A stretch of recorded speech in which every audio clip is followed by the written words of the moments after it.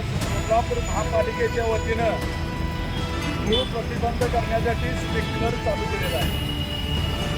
हा स्प्रिंकलर उन्हाळ्यामध्ये चालू करायला हवा होता, परंतु जून महिन्याच्या सुरुवातीला हा स्प्रिंकलर चालू केलेला आहे. म्हणजे वरातू मागून घोडं हा महापालिकेचा भोंगळ कारभार या निमित्तानं स्पष्ट होतोय.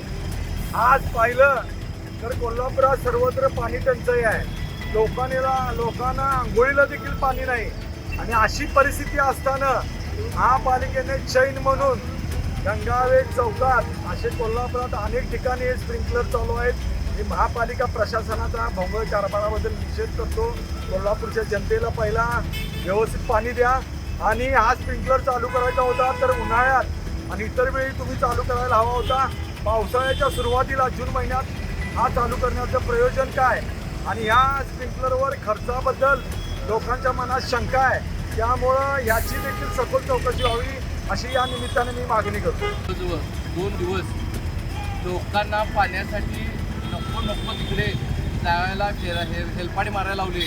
आज प्रशासनाने ह्याची काळजी घेतली नाही, पण स्प्रिंकलर चालू आहे काय आणि हे कशासाठी केलं. आज माणसांना पाणी प्यायला नाही आणि हे फवारे द्यायला लागल्यात. त्याचा काय उपयोग? ना पिण्याला पाण्याला उपयोग नाही का कशाला उपयोग नाही का कशा नाही. फक्त वायफाय आणि ढोबळ खर्च करायचा आणि आम्ही हे केलेलं आहे, हे कॉर्पोरेशन दाखवलं आहे, एवढ्याचपर्यंत केलेलं आहे आजपर्यंत. त्याचा मी निषेध करतो. पहिला लोकांना पाणी द्या, व्यवस्थित सुविधा द्या, मग असलं काहीतरी चालू करा वायफळ खर्च.